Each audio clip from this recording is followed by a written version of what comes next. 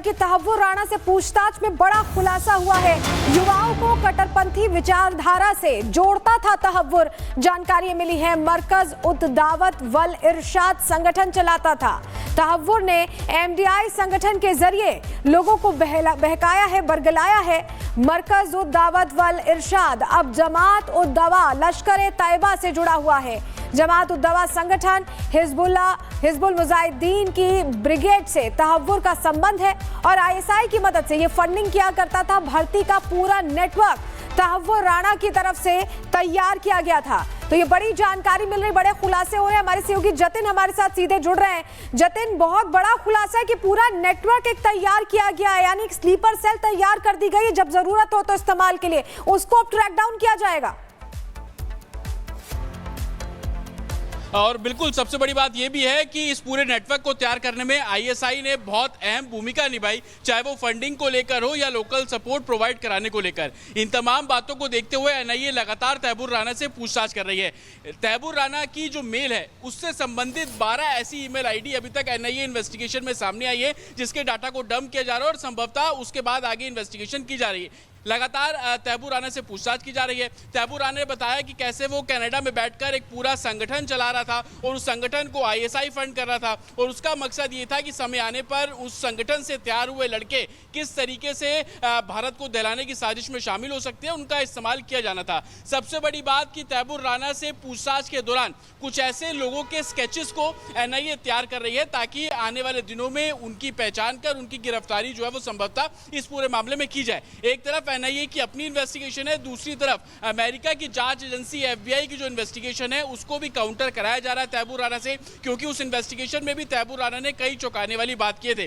Canada में जिस संगठन का जिक्र लगातार इन्वेस्टिगेशन में सामने आ रहा है वो संगठन है जो कि बाद में जाकर लश्कर तैयबा से मिल जाता है और सबसे बड़ी कड़ी तहव्वुर राणा ही है लश्कर तैयबा और आईएसआई के बीच की। और ये तमाम ऐसे खुलासे तहव्वुर राणा से पूछताछ में हो रहे हैं और इसमें कुछ और लोगों के भी नाम संभवतः सामने आ रहे हैं। ये भी जानकारी मिल रही है कि दिल्ली में जो एनडीए का जो पूरा कैंपस है उसकी रैकी तहव्वुर राणा और डेविड कॉलमैन हेडली ने मिलकर की थी। ये भी जानकारी मिल रही है कि मुंबई का सिद्धिविनायक मंदिर, वहां की इन लोगों ने रैकी की थी और तमाम बातें एविडेंस के आधार पर एनआईए के सामने है और एनआईए लगातार इन एविडेंस के आधार पर तहव्वुर राणा से पूछताछ कर रही है, चाहे वो रैकी को लेकर हो, लोकल सपोर्ट प्रोवाइड कराने को लेकर हो, फंडिंग को लेकर हो। लेकिन सबसे अहम भूमिका आईएसआई की कि आईएसआई किस तरीके से तहव्वुर राणा के संगठन को फंड कर रहा था, आईएसआई किस तरीके से तहव्वुर राणा को बैकअप सपोर्ट दे रहा था, आईएसआई किस तरीके से तहव्वुर राणा को हवाला के जरिए अलग। ठीक है जतिन, आपके पास लौटेंगे, लेकिन इसी बीच एक और बड़ी खबर भी दर्शकों को बता दें। तहव्वुर राणा से पूछताछ में कई अहम खुलासे हुए हैं। तहव्वुर राणा ने कई लोकेशन की वीडियोग्राफी की है। हेडली के कहने पर 40 से 50 लोकेशंस की वीडियोग्राफी की है। आतंकी तहव्वुर ने की थी दिल्ली मुंबई में रेकी, दिल्ली के नेशनल डिफेंस कॉलेज में रेकी की थी और मुंबई के चावड़ हाउस शिवसेना मुख्यालय की भी रेकी की थी। सिद्धिविनायक मंदिर के आसपास भी रेकी की गई तहव्वुर राणा के द्वारा। तो ये बड़ी खबर आपको बता रहे हैं। तहव्वुर राणा से पूछताछ में कई अहम खुलासे हुए हैं और जतिन हमारे सहयोगी लगातार बने हुए हैं। जतिन, 40 से 50 लोकेशन बताई जा रही है जहां पर तहव्वुर राणा ने पहुंचकर रेकी की थी, जिसमें दिल्ली की लोकेशंस भी है और मुंबई।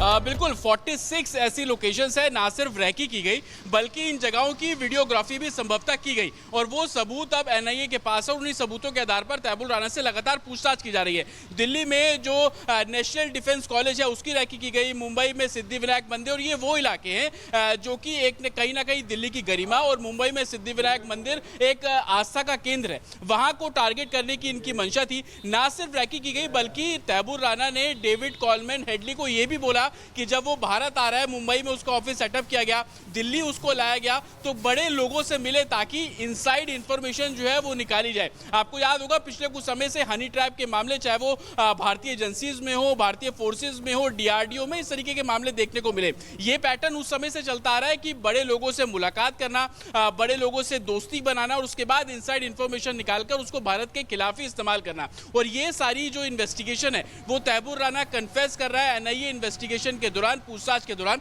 क्योंकि 18 दिन अभी एनआईए के पास है, तमाम जो एविडेंस है उनको कन्फ्रंट कराया जा रहा है। लेकिन दिल्ली की लोकेशन हो, मुंबई की लोकेशन हो, फंडिंग किस तरीके से हो रही थी, ये तमाम ऐसे सवाल जवाब है जिनका सामना तैमूर राणा को करना पड़ रहा है। और इन सवालों के जवाब जब मिल रहे हैं तो कहीं ना कहीं चौंकाने वाले खुलासे निकलकर सामने आ रहे हैं। सबसे बड़ी बात अभी भी इस पूरे मामले में यह बनी हुई है कि ऐसे सस्पिशियस लोग जो कि भारतीय एजेंसी के रडार पर है, जिनकी फोटो 2008 के बाद कभी आई नहीं, उन लोगों से तैमूर राणा हाल फिलहाल में यानी कि जेल में 2009 जाने से पहले मुलाकात हुई, तो उनके स्केचेस को तैयार कराया जा रहा है ताकि मौजूदा समय में उनका अस्तित्व किस तरीके का है, मौजूदा समय में वो किस तरीके से दिखते हैं, वो स्केच एनआईए हेडक्वार्टर के अंदर ही तैमूर राणा से पूछकर। ठीक है जतिन, आप बहुत महत्वपूर्ण जानकारी दे रहे हैं, आपके पास हम वापस लौटेंगे। लेकिन एक और बड़ी खबर इसी केस से जुड़ी बता दें दर्शकों को, तहव्वुर पे एनआईए सूत्रों के हवाले से खबर मिल रही है कि पूछताछ में तहव्वुर ने कोड वर्ड का खुलासा कर दिया है।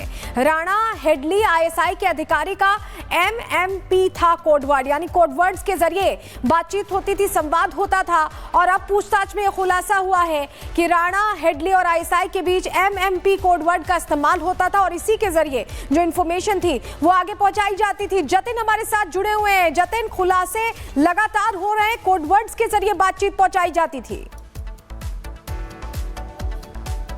बिल्कुल, देखिए सैकड़ों ऐसी कॉल थी जो कि एनआईए ने इंटरसेप्ट की थी और ये वो कॉल थी जो कि तैमूर राणा और कहीं ना कहीं डेविड कॉलमैन हेडली के बीच की थी। लेकिन उसके अंदर कई ऐसे कोड वर्ड थे जिसमें एमएमपी का जिक्र बार बार किया गया। ये वो लोग हैं जो कि आईएसआई के हेडलर है और भारत में कहीं ना कहीं छिपे हुए थे। तो इन कोड वर्ड्स को भी अब डिकोड करने की एडमिनिस्ट्रेशन की कोशिश है। इन कोड वर्ड्स को डिकोड किया जा रहा है ताकि इन लोगों की पहचान जो है संभवतः की जा सके, ताकि एनआईए आने वाले दिनों में कई जगहों पर रेड्स करे और लोगों की गिरफ्तारी संभवतः इस पूरे मामले में की जाए। हर पहलू पर इन्वेस्टिगेशन की जा रही है, कोड वर्ड से जुड़े हुए, गवाहों से जुड़े हुए हर चीज को खंगाला जा